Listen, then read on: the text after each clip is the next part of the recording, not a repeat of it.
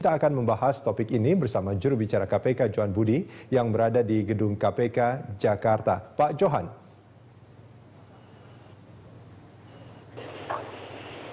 Bang Johan, ini kalau kita melihat di sidang kasus SKK Migas kemarin ada nama-nama yang disebutkan dan ini menarik sebetulnya bagi masyarakat. Bagaimana tindak lanjut dari KPK soal nama-nama yang disebut dalam BAP itu? Ya, jadi dalam proses penyidikan ya waktu itu kasus SKK Migas, informasi itu kan sudah muncul. Tentu tidak hanya sekedar pengakuan, juga dilakukan validasi kepada pihak lain. Di antaranya seperti yang tadi disampaikan berkaitan bagaimana berkaitan dengan Pak Batuganna, informasi dan bagaimana kita terkait dengan SKK Migas. Cuman mungkin yang sudah memberikan keterangan salah satu tempat dalam soal acuan pemberian THR kepada anggota DPR. Nah ini yang kemudian diklarifikasi kepada Pak Sultan Batuganna, dan kemudian di dalam kasus SDM kemarin juga dilakukan pemeriksaan yang sama sebagai saksi. Tentu informasi-informasi ini oleh KPK ditelaah lebih lanjut. Apakah pengakuan-pengakuan yang disampaikan itu didukung oleh bukti-bukti yang firm atau tidak? Apakah bukti-bukti itu sudah ditemukan oleh KPK, Pak Johan? Jadi ini masih dikembangkan kasus SKK Migas maupun kasus dugaan KPK dalam kaitan dengan Kementerian SDM dengan tersangka WK. Karena ini kan juga pengembangan dari kasus SKK Migas. Tentu ini masih dikembangkan. Belum bisa disimpulkan bahwa yang bersangkutan terlibat atau tidak. Artinya kalau dikembangkan, ada kemungkinan memang tersangka baru akan terjadi ya? Sepanjang ada bukti-bukti yang firm ya.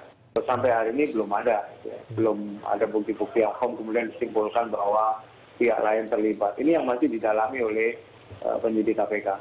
Ya, terkait pernyataan atau kesaksian sejumlah orang di pengadilan, bukankah itu juga bisa dijadikan satu fakta sidang? Iya, itu kan satu pengakuan kan, nilainya kan satu. Dan ini perlu didukung oleh bukti-bukti lain. Tidak bisa hanya karena pengakuan seseorang kemudian orang lain jadi tersangka kan. Kan harus didukung oleh bukti-bukti bahwa pengakuan itu benar adanya. Nah inilah yang sedang dilakukan oleh KPK, sedang mendalami semua informasi baik berdasarkan pengakuan tersangka maupun dari informasi-informasi yang disampaikan oleh saksi-saksi yang lain ya. Nah, ini proses persidangan sedang berlangsung dan tentu kita tunggu sejauh mana perkembangan fakta-fakta yang muncul di dalam proses persidangan. Tapi bisa dipastikan bahwa kasus ini dikembangkan oleh KPK. Belum berhenti pada titik di mana RR sebagai tersangka yang kemudian sekarang terdakwa, kemudian Deviasi sebagai tersangka kemudian menjadi terdakwa. Ya, Pak Johan, ini kalau tadi Anda mengatakan bahwa pengakuan itu menjadi fakta persidangan, tapi itu harus didukung oleh bukti-bukti. Ada beberapa nama sebetulnya yang disebut di sana. Ada nama selain Pak Sultan Batuganna yang sudah sering disebutkan. Ada juga nama-nama lain di sana. Ada nama Ibas, ada nama Denny Kaimana temannya Ibas, ada nama Johnny Allen Marbun, ada juga dari Golkar disebutkan di sana. Apakah pemeriksaan terhadap mereka juga sudah dilakukan, Pak Johan? Jadi pengakuan yang disampaikan di dalam proses persidangan itu kan nilainya seperti apa ya? Tidak semua pengakuan. Maksudnya gini, semua pengakuan dalam konteks apa gitu. Kalau misalnya pengakuan hanya ketemu ya, itu masa langsung disimpulkan orang itu terlibat. Makanya nilai pengakuannya seperti apa? Karena itu kan yang saya sampaikan bahwa pengakuan itu kan harus didukung oleh fakta-fakta, bukti-bukti dan kemudian bisa disimpulkan bahwa pengakuan itu benar. Nah pengakuan yang benar itu pengakuan yang seperti apa? Seperti Anda tadi sampaikan nama-nama lain. Nah itu mengaku apakah ada pengakuan dia menerima atau pengakuan apa gitu. Kan tidak bisa kalau muncul pengakuannya seperti apa gitu. Tentu itu akan didalami oleh penyidik KPK.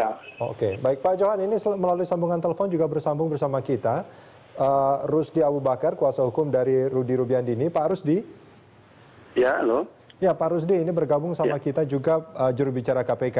Pak Rusdi, ini kalau kita bicara soal pengakuan Rudy Rubiandini, ini banyak sekali nama yang disebut oleh Pak Rudy Rubiandini. Apa yang ingin disampaikan oleh Pak Rudy sebetulnya, Pak Rusdi? Iya, sebenarnya nama-nama itu kan pembicaraan waktu ada tapping antara Pak Rudy. Contohnya misalnya tapping telepon antara Pak Rudy dengan saudara Gerald. Ya. Dan itu kan nggak bisa dihilangkan karena itu faktanya jelas. Dia bicara pada saat itu karena pada saat rapat di Banggar, Ya. di rapat di Banggar itu ada Pak Joni Allen yang bilang ke beliau bahwasanya itu ada kewajiban dari manajemen lama. Dan dia bingung waktu itu, dia tanya kepada Gerald, dia telepon Gerald, yang bisa dihubungi waktu itu Gerald, dia telepon, kemudian saudara Gerald ini itu menyarankan sesuatu yang dia bilang ditawar aja 500.000. Itu yang saya tanya kemarin di pengadilan. Kenapa saudara bisa menyarankan seperti ini? Pak kepala ini kan baru di situ, dia nggak ngerti masalah. Ya. Tetapi itu dijawab lain sama Gerald. Nanti minggu depan kan akan diteruskan juga. Nanti kita lihatlah tappingnya dibuka. Saya sarankan KPK juga buka tappingnya pembicaraan itu supaya jelas semuanya gitu loh Pak. Baik. Baik Pak Rusdi, kita akan sambung dialog kita. Pak Johan, kita akan sambung di segmen berikut. Masih bersama Rusdi Abu Bakar. Pak Rusdi, ini kalau kita bicara soal pengakuan Pak Rudy Rubiandini, ada pertemuan antara dia, kemudian Yohanes Wijanarko yang saat ini menjadi Kepala SKK Migas dengan Zainuddin Amali di Hotel Indonesia. Nah, apa yang terjadi dalam pertemuan itu sebetulnya Pak Rusdi menurut pengakuan Rudy Rubiandini?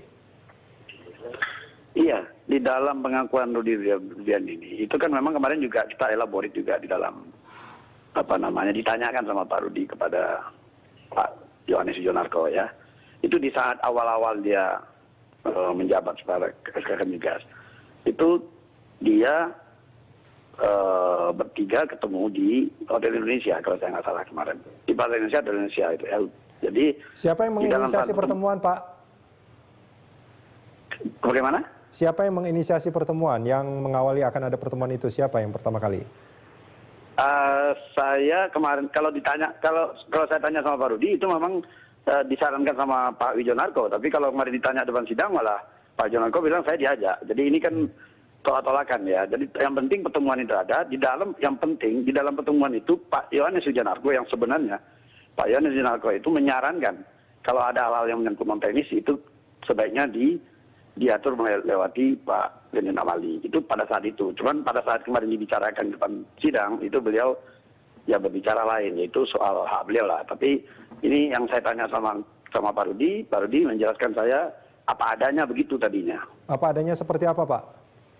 Ya di dalam pertemuan itu Pak Yohanes Wijanarko itu menyarankan kalau menyangkut koordinasi non teknis itu lewat Komisi 7 itu. Apa yang dimaksud dengan koordinasi non teknis Pak Rusdi? Kenapa? Yang dipahami oleh Pak Rudy Rubiandini dengan koordinasi non teknis itu apa? Non teknis ya saya tidak mengalami lebih jauh, tapi koordinasi untuk mempelajari koordinasi non teknis itu dengan Komisi 7 sebaiknya lewat Pak Zainuddin Amali. Itu saran daripada Yohanes Wijanarko. Itu kalau saya tanya sama Pak Rudy. Apakah ada koordinasi non teknis di SKK Migas, Pak? Sebenarnya sih kan koordinasi biasa aja, cuman disarankan seperti itu ya kalau kita memahami berarti kalau ada hal-hal sifat non teknis itu dibicarakan dengan Pak Zainuddin Amali. Itu sarannya Pak Yohanes. Ya, baik. Nah, kalau kita, menurut pengakuan Anda ini artinya sebetulnya Pak Gerard dan juga Pak Wijanarko ini orang yang sebetulnya menyarankan apa yang harus dilakukan oleh Rudy Rubiandini sehingga dia menjadi tersangka. Makanya betul. Kemarin kan saya tanya juga sama saudara Gerard. Kenapa saudara menyarankan kepada pimpinan saudara itu untuk ada kewajiban 1 juta, tawar aja 500 dan bayar aja 3 kali atau tunda 1 bulan. Kenapa saudara tak sarankan seperti itu padahal belum tentu itu kewajiban yang harus diselesaikan. Tapi pertanyaannya terus terang saya nggak puas, makanya hal ini belum terungkap sepenuhnya. Yang kedua ada lagi saran beliau untuk mempertemukan peserta tender. Ngapain Kepala KSK Migas disarankan untuk bertemu dengan peserta tender? Yang notabene kan itu sebenarnya itu nggak lazim dilakukan, tapi disarankan untuk ketemu. Tapi beliau mau, kalau nggak salah saya kemarin jawabannya di depan sidang, itu adalah untuk menjaga supaya tidak timbul konflik. Apanya yang kayak begituan kan itu harus dielaborasi yang lebih detail gitu. Kenapa gitu? Pak Rudi ini orang yang baru itu diarah-arahkan ke kiri ke kanan, kesan saya seperti itu. Pak Rusdi, ya Pak Rusdi ini sudah bergabung bersama kita kembali, juru bicara KPK Johan Budi. Bang Johan, ini kalau kita bicara dari pengakuan Pak Rudy Rubiandini, apa yang kami tangkap adalah sebetulnya apa yang dilakukan oleh Rudy Rubiandini awalnya adalah disarankan oleh pejabat di SKK Migas. Dengan Gerat misalnya, dengan Pak Wijanarko misalnya, apakah ini juga menjadi satu sinyal yang ditangkap oleh KPK?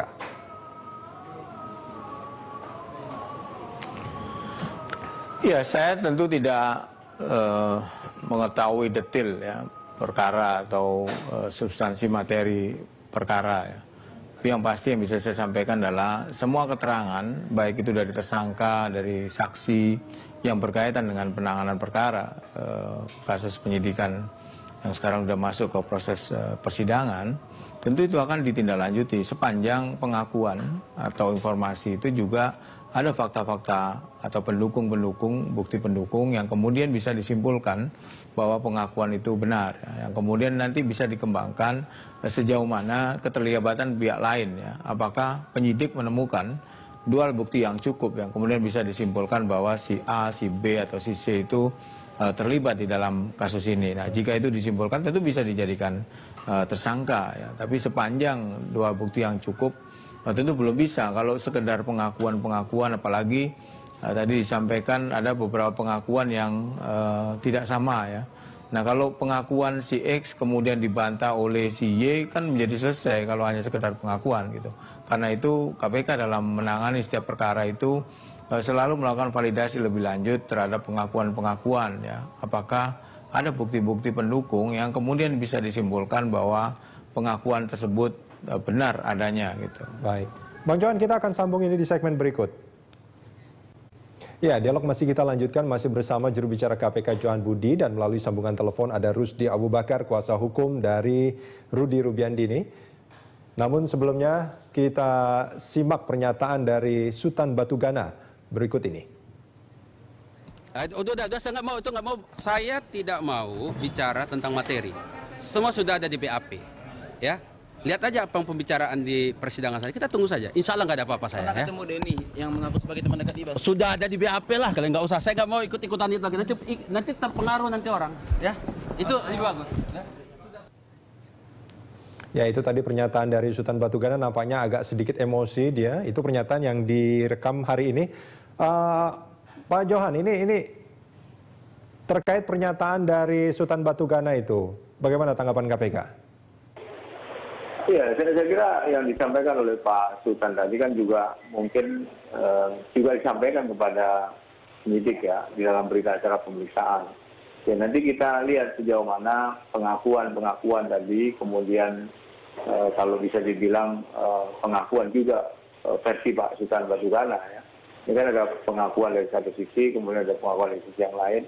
Nah, ini kan oleh penyidik tentu apakah pengakuan si A yang benar atau si B kan harus didukung oleh bukti-bukti. Nah, karena itu di dalam proses persidangan ini apakah muncul fakta-fakta baru yang kemudian bisa dikembangkan oleh KPK ya. Karena di dalam persidangan itu kan di bawah sumpah dan ini dilihat juga oleh hakim. Sejauh mana hakim melihat pengakuan-pengakuan kemudian keterangan yang disampaikan di muka persidangan itu nanti kan menjadi dasar putusan hakim juga dalam kasus SKK Migas ini. Apakah divonis bersalah, kalau divonis bersalah apa konsekuensinya terhadap pihak lain misalnya, ya. Atau sebaliknya apakah hakim memutus tidak bersalah misalnya. Baik. Dan bagaimana konsekuensi terhadap putusan atau pihak-pihak yang lain. Pak Johan, ini kalau kita melihat pernyataan saksi atau siapapun yang ada di sana yang ditanyakan oleh hakim, ini kan mestinya menjadi fakta persidangan, tapi ketika mereka saling kontradiktif, bagaimana menempatkan pernyataan mereka sebagai sebuah fakta persidangan, Pak Johan? Yang diungkap di persidangan itu fakta persidangan bahwa saksi A dengan saksi B misalnya berbeda pendapat gitu ya, berbeda pengakuan atau antara tersangka dengan saksi dalam proses persidangan itu berbeda. Itu kan nanti dilihat oleh hakim dan jaksa dalam mendakwa Kalau sekarang kan kasus yang didakwakan atas nama Rudy Rubiandini ya. Jadi tentu dakwaan itu yang berkaitan dengan Rudy Rubiandini. Nah, bahwa ada keterangan-keterangan. Pak Johan, apakah fakta persidangan bisa dijadikan alat bukti? Oh bisa nanti kalau itu kan nanti diperiksa lagi, diberi acara pemeriksaan ya. Kalau misalnya ada informasi atau fakta baru yang kemudian KPK malah membuka penyelidikan baru gitu atas keterlibatan pihak lain, itu kan nanti dituangkan juga di dalam berita acara pemeriksaan yang kemudian dikembangkan oleh KPK. Nah, dalam penelusuran pengembangan itu bisa ditemukan dua bukti yang cukup, baik itu dari keterangan saksi atau dari keterangan yang lain. Kemudian didukung oleh bukti-bukti yang lain, dan firm bisa menjadi tersangka siapapun. Ya. Siapapun, termasuk juga nama Ibas disebut-sebut di BAP di sana, itu juga akan menjadi pengembangan. Siapapun, kalau tentu dukungannya adalah dua bukti yang cukup ya, tidak hanya berdasar pengakuan-pengakuan. Kalau hanya pengakuan kemudian orang jadikan tersangka, ya kacau penegakan hukum seperti ini. Baik Pak Johan, terima kasih banyak sudah bersama kami di Prime Time. Baik, terima kasih Rudi, selamat sore. Ya, dan masih bersama kita Rusdi Abu Bakar, kuasa hukum dari Rudy Rubiandini. Pak Rusdi, ini kalau kita melihat dari pernyataannya Pak Rudy Rubiandini, nampaknya memang dia agak sangat kesal kalau ada beberapa nama yang tidak ditempatkan dalam posisi yang bersalah juga sebetulnya ya Pak Rusdi ya? Iya, sebenarnya Pak Rudy tidak ada kepentingannya untuk menyeret orang, tapi ini fakta yang seharusnya harus dibuka. Jadi seperti hari ini ya, saya baca di koran ada misleading. Ya. Satu, kalau yang menyangkut soal tadinya si A ngomong B, si Pak Gerald ngomong A, si B ngomong B, ya Rudy ngomong B, kita buka tappingnya aja. Itu yang saya sarankan ke JPU, ke majelis, buka tappingnya, karena teleponnya. Dibuka tapping telepon yang menyangkut hal itu. Supaya tahu betul, karena kemarin waktu di sidang itu nggak dibuka. Besok kan dia datang lagi, itu dibuka. Artinya apa banyak sekali, terjadi, Pak Rusdi, artinya banyak sekali sebetulnya dari rekaman telepon itu nama-nama selain nama-nama yang disebutkan selama ini? Ya, yang menyangkut yang nama kemarin aja, itu kan bisa dibuka tapping teleponnya. Itu kan Pak Rudy ngomong itu karena ada tapping telepon yang dia nggak bisa hindari itu. Dibuka di Twitter kan. Ya, artinya bukan hanya Pak Gerard Rumeser, bukan hanya Sultan Batugana, bukan hanya Yohanes Wijanarko, tapi juga ada nama-nama lain? Iya ada, tapi kan dibuka tapping Pak Wario Karno. Itu dibuka kan, Wario Karno juga telepon beliau minta telepon ABC gini, tapi dibuka tappingnya supaya semua orang tahu. Siapa aja Pak Rusdi? Siapa aja nama-nama yang terlibat di sana? Ya, itu mendingan nanti tappingnya nanti kita buka lah. Kalau materi kan nggak mungkin di dalam ini kita buka, tapi biar tapping telepon yang berbunyi nanti akan ketahuan. Oh ini masalahnya ini. Termasuk, jadi seperti ya termasuk termasuk menteri misalkan? Kenapa? Termasuk menteri di sana juga disebut dalam rekaman? Ya kalau dibuka tapping akan tahu semuanya. Oh ini perintah siapa ini perintah siapa, ini kemana ini, itu ada di dalamnya. Termasuk jadi, beberapa nama di DPR, bukan hanya Sultan Batugana dan Zainuddin Amali? Oh iya, di luar itu masih ada. Tapi kan kalau case-nya kan beda-beda. Ada yang minta buka gendang tutup gendang, ada minta pembiayaan untuk rapat RPJP. Itu kan ada orangnya yang ngomong. Buka tapping teleponnya, akan ketahuan. Apa pembicaraannya, seperti Gerald itu yang minta tawar 500.000 itu saudara Gerald yang ngomong, tapi kemarin bicaranya kan nggak begitu. Dibicarakan sama dia seolah-olah Pak Rudy ini nyuruh cari duit. Pak Rudy tidak pernah nyuruh cari duit untuk yang apa namanya yang $1 juta yang ditawarkan. Ya, karena gajinya juga sudah cukup besar sebetulnya ya Pak Rusdi ya. Pak Rusdi, ini kalau kita bicara apa yang ini kan ada beberapa anggota DPR yang disebut di sana kan, dan seringkali misalkan ada Sultan Batugana dari Demokrat, ada Tri Yulianto, bahkan ada Joni Allen Marbun juga disebut di sana. Ada Zainuddin Amali dari Golkar. Nah, ini mereka mengatasnamakan pribadi atau atas nama fraksi sebetulnya? Atau atas nama komisi? Itu kemarin itu kan nggak terbuka sebenarnya. Tapi pastilah. Yang sebenarnya itu, apa? Kalau ditanya, beliau akan bisa menjelaskan sendiri itu sebenarnya. Tapi pada saat pertemuan di AI itu kan Pak Rudy ini kan baru dilantik. Pada saat baru dilantik apa kepentingannya? Dia kan nggak tahu juga. Makanya dia ditanya sama Pak Yohanes ini kan sebagai wakil. Yang sebenarnya atas nama apa sebetulnya Pak Rusdi? Kenapa? Yang sebenarnya atas nama apa sebetulnya? Pak Rudy pernah mengatakan pada Pak Rusdi? Secara konkret dia nggak cerita itu, tapi kemarin kita mempersoalkan apakah dia masih ingat dia bicara ini, kemudian dia lari dari pembicaraan itu. Karena itu penting dibuka gitu loh. Karena pada saat dari bulan Februari sampai Juni, Pak Rudy ini menghindar dari seluruh persoalan gratifikasi, tapi di bulan Juni dia nggak bisa lagi menahan karena banyak tekanan yang didapat ini mau kita buka. Faktanya kenapa ini terjadi, kenapa itu kan harus dibuka supaya jelas lokusnya ini jelas. Peristiwa hukum yang terjadi ini harus dibongkar semua gitu. Ya, karena kalau misalkan disembunyikan yang kecil-kecil, mungkin yang kecil-kecil itu yang menjadi kunci dari semua kejelasan ini kan? Iya, makanya kalau saya lebih menyarankan kepada KPK, kepada JPU, itu dibuka tapping telepon yang menyangkut persoalan satu dibuka. Yang persoalan kedua dibuka. Kemarin itu saya juga terus terang dengan segala hormat saya dengan majelis hakim yang lain, itu kan banyak pembicaraan kita yang dipotong. Pada saat kita menjelaskan, mengelaborit ada lokusnya, supaya kita tahu peristiwa hukumnya, itu dipotong. Supaya endingnya aja lah. Nah endingnya aja kan nggak bisa menunjukkan peristiwa hukum. Baik. Harus dibuka peristiwa hukumnya itu kenapa kok ini terjadi. Dan itu supaya kita tahu persis. Ya, kalau tapping telepon itu atau rekaman telepon itu dibuka, ini akan mengungkap nama-nama lain sebetulnya. Bahwa mereka juga terlibat dalam kasus ini. Pasti. Baik, Pak Rusdi, terima kasih banyak sudah bersama kami di Prime Time Talk. Kita akan membahasnya dengan Bambang Sujagat, salah seorang pengusaha dan juga Wakil Ketua Umum Kadin. Pak Bambang, ini kalau kita bicara soal tender di SKK Migas ini sedang ramai. Dan banyak hal yang sebetulnya bagi masyarakat ini aneh, Pak Bambang. Nah, ini bagaimana sebetulnya proses tender di SKK Migas? Ya, saya kira hampir mirip dengan bagian-bagian lain ya. Mereka itu yang dimenangkan pasti yang paling rendah. Mestinya seperti itu. Yang menurut ketentuan ya. Paling rendah tapi juga tidak mengurangi spek kan? Kalau dia mengurangi spek tentu ini tidak mungkin menang. Spek kan sudah ditentukan terdahulu, terus nanti kemudian angka-angkanya itu cara menghitungnya kan masing-masing. Yang terendah lah yang mendapat tender. Itu kalau saya pribadi menilai ya, itu sistem itu memang sebetulnya sudah tidak valid. Kalau di mana-mana itu bukan yang terendah. Tetapi kalau misalnya angkanya itu 100, itu yang menang 99 atau 101. Karena apa kekurangan termurah? Yang termurah itu kadang-kadang karena murahnya tidak bisa dilaksanakan. Terus ditinggal pergi, nggak ada yang tanggung jawab. Kalau di luar itu rata-rata, kalau angka perhitungannya 100, yang menang 101 atau 99. Kalau 99 yang menang tidak bisa melaksanakan, maka 101 yang meneruskan. Ya kalau itu pakai itu, saya kira sulit, Mas, untuk apa? Untuk pengaruh-pengaruh lainnya, karena angka yang mendekati ini kalau kita bicara soal pengaruh-pengaruh ini, apa yang terjadi misalkan ada pertemuan antara Kepala SKK Migas dengan peserta tender, ini lumrah nggak sih sebetulnya dilakukan?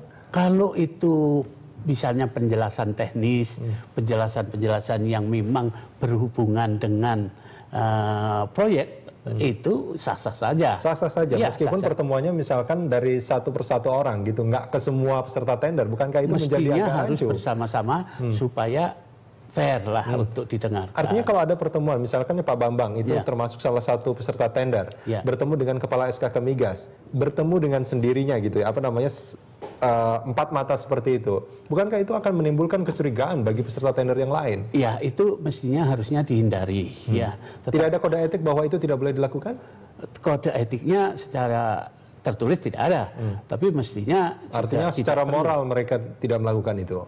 Iya, mestinya secara etis ya, itu tapi kan tergantung tinggal kepentingan. Kalau itu memang kepentingannya itu memang sesuai dengan kebutuhan dalam arti mungkin orang mau menanyakan ini apa sih ya, itu wajar saja. Tetapi kalau sudah berkembang ke masalah kemenangan tender, ya itu tidak wajar mestinya. Bukankah sebetulnya kalau kita bicara soal kepentingan dan kebutuhan, semua peserta tender akan mempunyai kepentingan dan kebutuhan yang sama terkait tender? Iya.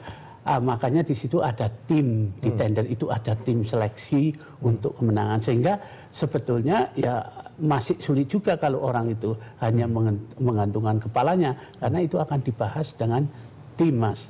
Bukan satu-satunya kepala SKK Migas itu. Artinya nggak perlu juga ketemu sama kepala SKK Migas untuk meminta misalkan ini sekedar informasi kan? Iya, kalau sekedar informasi ada tim kan gitu. Ya kalau yang lain-lain kan ya kepentingan. Kalau ketemu dengan kepala SKK misalkan itu akan menjadi aneh menurut Anda?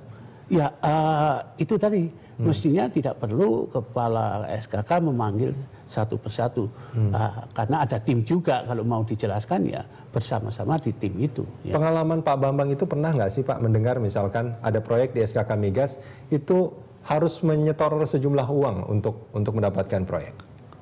Saya kira resmi tidak ya. Kalau tidak resmi saya tidak tahu proses. Tapi pernah mendengar?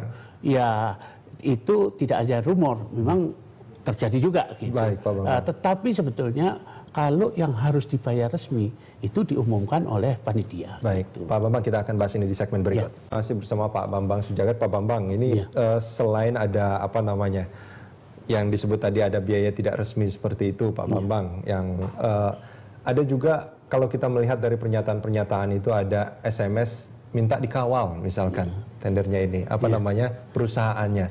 Itu kan sebetulnya bahasa halus bagi sebagian orang, bahasa halus tolong itu dimenangkan. Apa Pak Bambang juga? Dikawal artinya ya kalau bisa perusahaan itu sampai menang kan gitu. Tapi ya tergantung yang ngawal dan tergantung perusahaan itu. Kalau misalnya dia tidak yang termurah atau secara teknis tidak bisa memenuhi, ya sangat riskan bagi yang memenangkan kan begitu. Dan ini memang tidak ada kode etik, artinya bahwa peserta tender itu dilarang berhubungan misalkan dengan penentu kemenangan tender itu. Ya, yang tidak ada kode etik sebetulnya seperti itu ya. Penentu itu kan tim, Mas. Nah, kalau tim dipengaruhi seseorang ya saya tidak tahu ya. Tetapi sebetulnya tim itu yang memenangkan. Bentuk SMS seperti itu apakah akan mempengaruhi? Tergantung SMS dari siapa ke siapa. Kalau misalkan dari peserta tender, yang juga misalkan pejabat negara, seorang ketua komisi di DPR misalkan, apakah itu akan mempengaruhi? Tergantung hubungan antara ketua si pemilik tender ini, ketuanya ya kalau di SKK Migas ya ketua SKK Migas. Kepala SKK Migas. Karena itu juga kalau terjadi dan terbongkar pasti harus menjadi tanggung jawab kan gitu. Itu kan nanti bukan hanya misalnya dari komisi saja, mungkin dari BUMN juga bisa kan gitu yang berhubungan dengan Pertamina pasti sama-sama ingin dimenangkan. Bayangan saya seperti ini Pak Bambang, kalau seandainya ada SMS dari seorang peserta tender, pejabat negara, kepada seorang kepala SKK Migas. Kalau saya yang jadi kepala SKK Migas, saya mengatakan mungkin sekedar iya, terus tidak meneruskan, memforward SMS itu. Tapi kalau misalkan di forward, bukankah itu sebetulnya seperti menyampaikan perintah dari atas ke bawah gitu, agar itu Itu tinggal cara nanggapinya kan masing-masing. Kan apakah itu pasti harus bisa menang di situ kan pasti ada penilaian lain. Kalau juga. Terus kemudian ternyata menang? Kalau ternyata menang dan secara teknis itu memenuhi, kita nggak bisa apa-apa. Tetapi kalau dia ada kelemahan-kelemahan juga di dalam tender itu, ya itu akan dibatalkan pasti gitu. Bisa dituntut untuk dibatalkan kan gitu. Baik Pak Bambang, terima kasih banyak sudah bersama kami di Prime Time Talk. Terima kasih Mas.